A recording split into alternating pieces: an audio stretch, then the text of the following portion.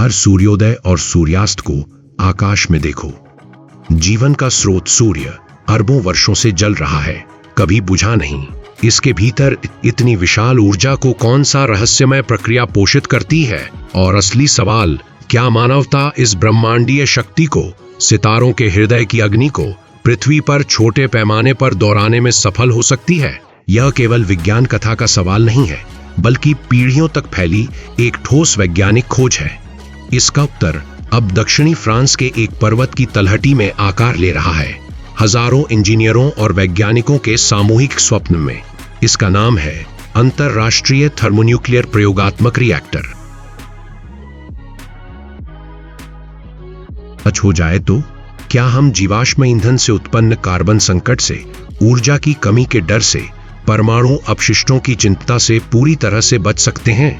असीमित, स्वच्छ और सुरक्षित ऊर्जा स्रोत प्राप्त करने का क्या अर्थ है? इन सवालों का पीछा करते हुए इतिहास के सबसे महत्वाकांक्षी और महंगे वैज्ञानिक परियोजनाओं में एक में राष्ट्रों ने हाथ मिलाया है।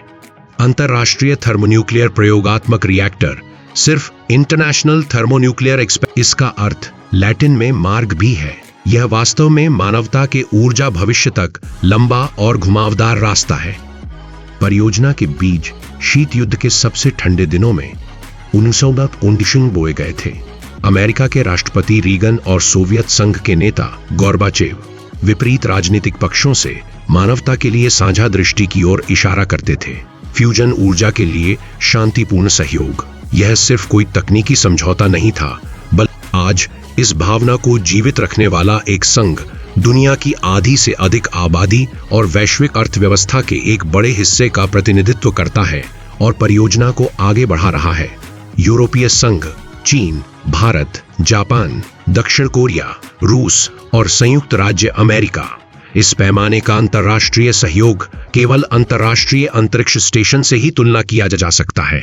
फिर भी ईटर का उद्देश्य पृथ्वी पर मानव आवश्यकता को मूल रूप से बदलना है, न कि सिर्फ कक्षीय अनुसंधान मंच के रूप में। सवाल है, पृथ्वी पर सितारों की शक्ति हासिल करना इतना कठिन क्यों है? उत्तर प्रकृति के मूल नियमों में छुपा है। सूर्य अपने विशाल द्रव्यमान के अविश्वसनीय गुरुत्वाकर्षण दबाव के साथ 19 मिलियन सेल्सियस तापमान प्राप्त करता है, जो फ्यूजन के लिए आवश्यक है।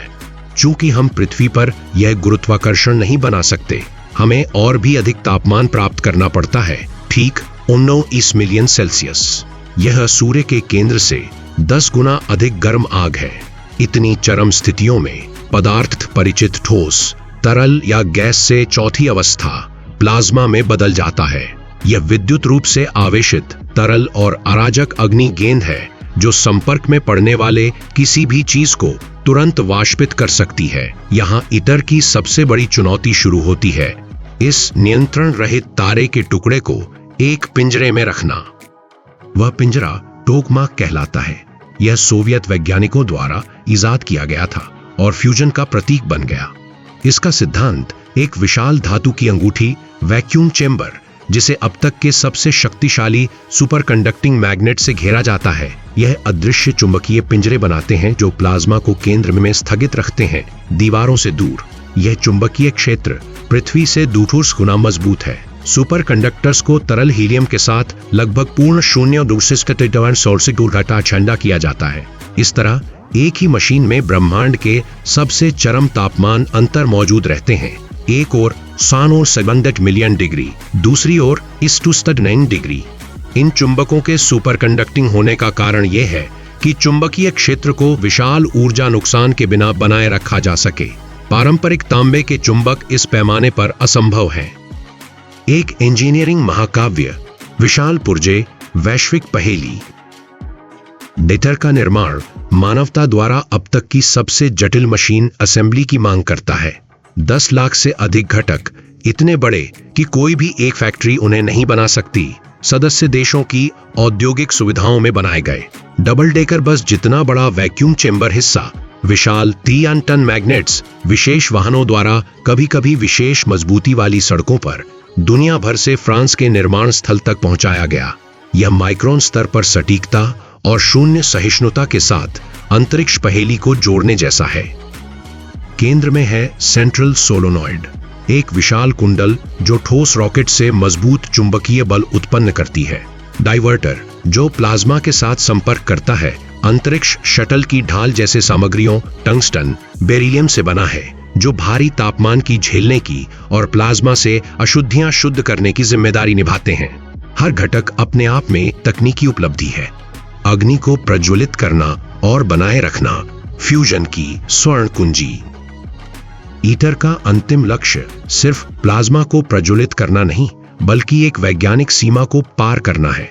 Q10 इसका मतलब 20 मेगावाट इनपुट ऊर्जा के लिए फ्यूजन से 20 मेगावाट प्राप्त करना, 10 गुना शुद्ध ऊर्जा। सिर्फ क्यों नहीं, क्योंकि Q-1 ब्रेक इवन पॉइंट एक व्यावहारिक ऊर्जा स्रोत के लिए अपर्याप्त है। यह लाभ मार्जिन सभी अपरिहार्य नुकसानों की भरपाई और ग्रिड में शुद्ध बिजली देने के लिए महत्वपूर्ण है।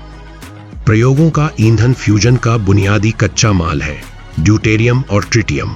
ड्यूटेरियम समुद्री जल में प्रचुर मात्रा में पाया जाता है। ट्रिटियम हालांकि हाइड्रोजन का एक रेडियोधर्मी और अत्यंत दुर्लभ समस्थानिक है। यदि यह खत्म हो जाए, ETRI का कुशल समाधान, रिएक्टर खुद अपना ईंधन बनाता है। न्यूट्रॉन जब रिएक्टर की दीवार में मौजूद लिथियम सक्स से मिलते हैं तो नए ट्रिटियम परमाणु बनते हैं। यह बंद ट्रिटियम लूप भविष्य के स्वप्रतिपालक रिएक्टरों के लिए आवश्यक है। स्वच्छता और सुरक्षा फ्यूजन के वादे का हृदय। फ्यूजन का पर्यावरणीय वादा मोहक है। शून्य ग्रीनहाउस गैस, शून्य प्रदूषण, कोई अम्लीय वर्षा नहीं। मुख्य प्रतिक्रिया का उत्पाद हानि रहित हीलियम गैस है। लेकिन क्या कोई अपशिष्ट नहीं है?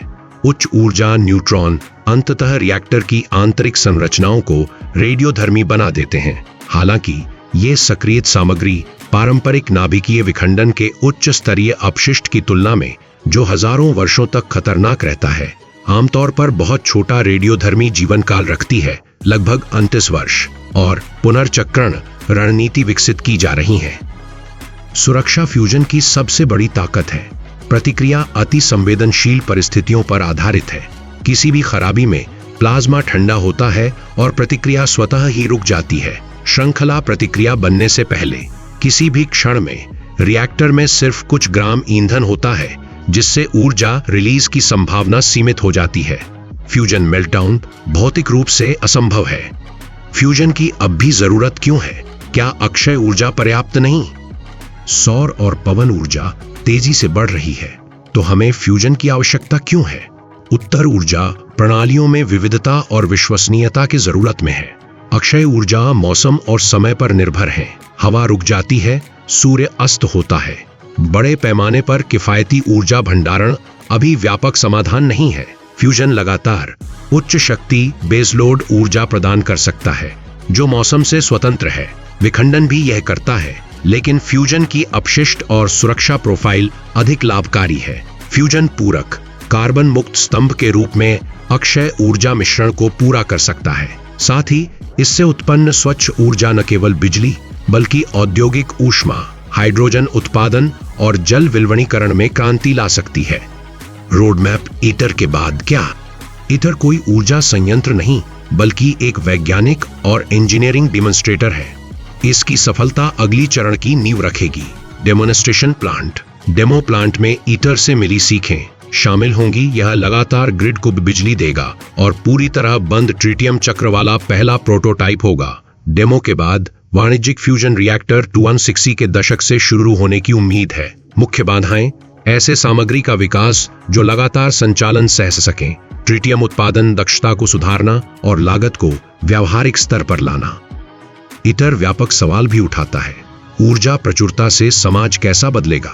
यह गरीबी और जल संकट जैसे वैश्विक चुनौतियों को हल करने में कैसे मदद करेगा?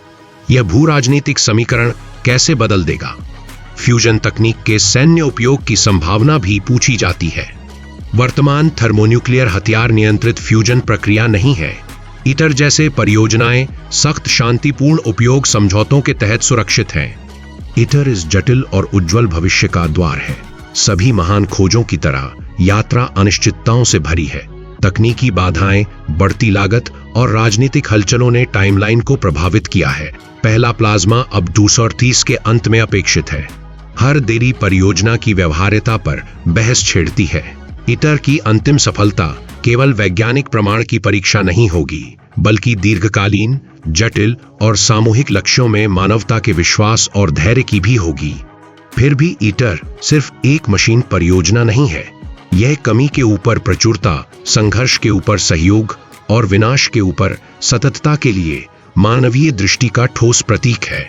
जैसे मंगल पर जाना या दूर की आकाश गंगाओं का सपना देखना गहरा मानवीय है, वैसे ही पृथ्वी पर शांतिपूर्ण उद्देश्यों के लिए एक तारे की शक्ति को पकड़ने का जुनून भी है। ईटर के विशाल असेंबली हॉल में जैसे जैसे टाइटेनियम से लेकर विशाल मैग्नेट्स तक हर हिस्सा एक साथ जुड़ता है, वास्तव में एक भविष्य बन रहा है। यह धीमी, श्रम साध्य और महंगा प्रक्रिया है। हालांकि जब पहली बार ड्यूटेरियम ट्रिटियम प्लाज्मा नीली चमक के साथ प्रज्वलित होगा और ऐतिहासिक Q1 की पुष्टि करेगा, मानव इतिहास में एक नया युग शुरू होगा।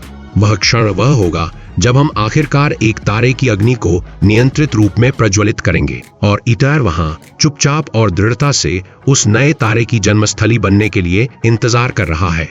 हमने आपके साथ फ्यूजन ऊर्जा की अद्भुत यात्रा और मानवता के लिए अंतरराष्ट्रीय थर्मोन्यूक्लियर प्रयोगात्मक रिएक्टर का क्या अर्थ है साझा किया।